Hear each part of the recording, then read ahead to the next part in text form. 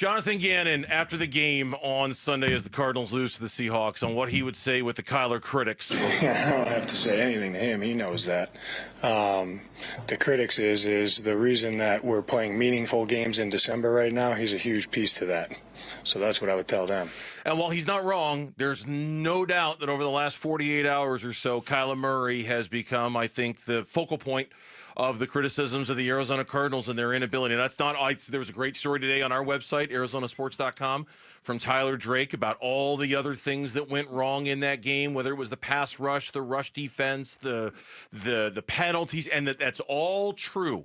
But nationally, Kyler Murray is wearing what happened on Sunday for his inability to be great when the need was at its greatest. Story in Clutch Points that I saw today.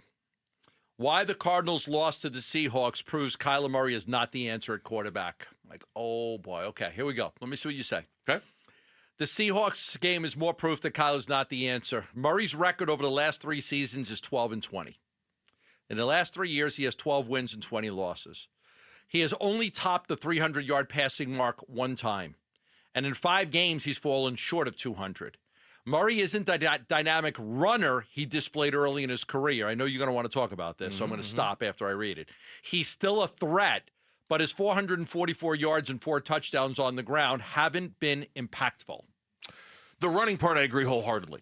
I don't know.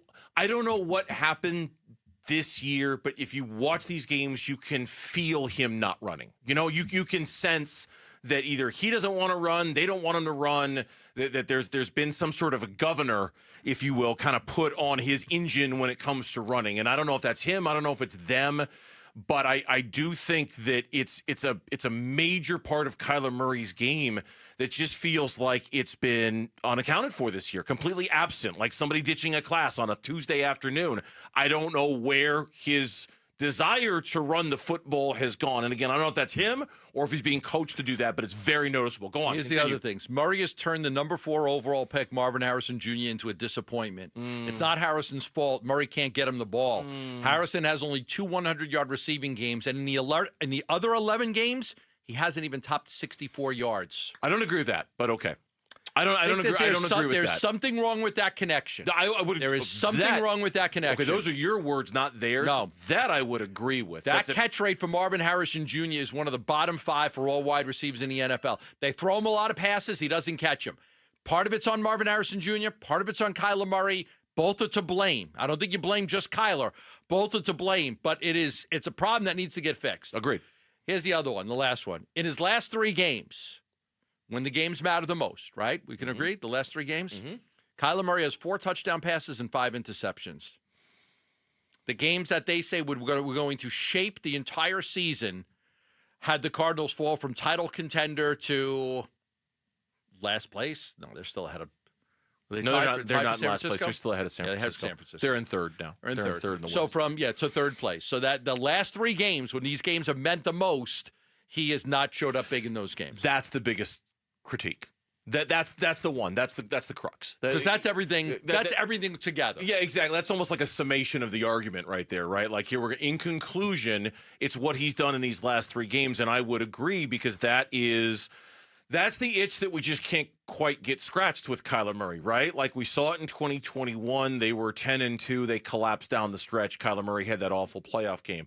They were, well, you mentioned it yesterday, 6-3 in 2020. And I'd have to go back and look at 2020 and how it finished. I think Kyler was hurt for some of it. But again, they kind of faded. Now, in the moment, we blame Cliff. In the moment, we say, that's Cliff Kingsbury. That's what he does. That's what his teams do. Look at Texas Tech. Now that it's happening without Cliff, there's nowhere else to put the spotlight on but Kyler Murray when they start fading in the late season like this. And you just wonder whether he's built to last for a whole 17-game season, whether he's built to thrive during December when the games matter the most. Gambo, it's the number one critique I think anybody should have of Kyler Murray right now. So last year they lost 3 of their final 4, 5 of their final 7. The year before that, they lost their final 7 games. The year before that, they lost 4 of their final 5. The year before that, they lost 5 of their final 7. The year before that, they lost 7 of their final 9. And the year before that, they lost their final 4. Yeah. Not all of those are Kyler. No. Not all of them. No, One of them was 2018. No, one of them was Wilkes. Another Rosen. one, he blew out It his was knee. Rosen. Rosen was the quarterback. And he blew out his knee against the Patriots back in Cliffs last year. Most of them are Kyler. So a lot of them are Kyler, but not all of them. So I don't want to burden him with everything that they've done the last 6 years in terms of December failures. But if the question is, read the headline of the story again. Tell me again is Let me just go back to my. Kyler's not the answer at quarterback. Let me go back to my email because I had to switch to go look up the. The other thing. Why Cardinals lost to Seahawks proves Kyler Murray is not the answer at quarterback. Okay, that is a story on Clutch Points. And so I looked at it, and they were like, "Here's all the proof." And they're saying, "Here's the proof. He's 12-20 in his last 3 seasons. He doesn't win enough games. Yeah, he doesn't throw for 300 yards."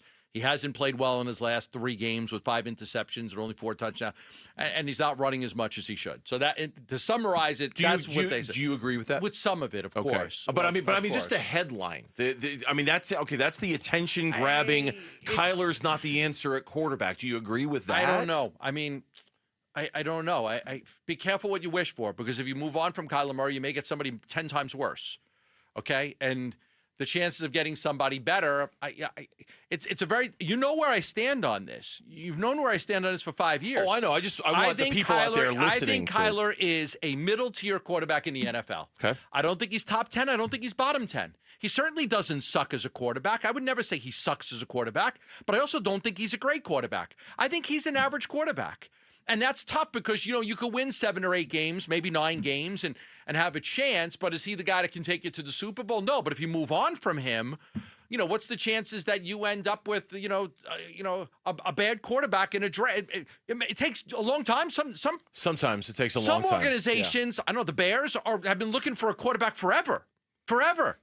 The Browns, forever. They've been looking for since Brian Sipe and Bernie Kosar. They've been looking for a quarterback. It's tough. It's a tough spot to be in. It's a really tough spot to be in. It is, and whether you think he is or he isn't, he's going to be back next year as the franchise quarterback. I mean, that to me is we're going to get another look at him in this role, whether we like it or not. And so, what I want to see, I think, is what a lot of Cardinal fans want to see. I want to see him do better in these moments at the end of the season, because I suspect the Cardinals are going to be in a similar position next year. I think they're going to be good.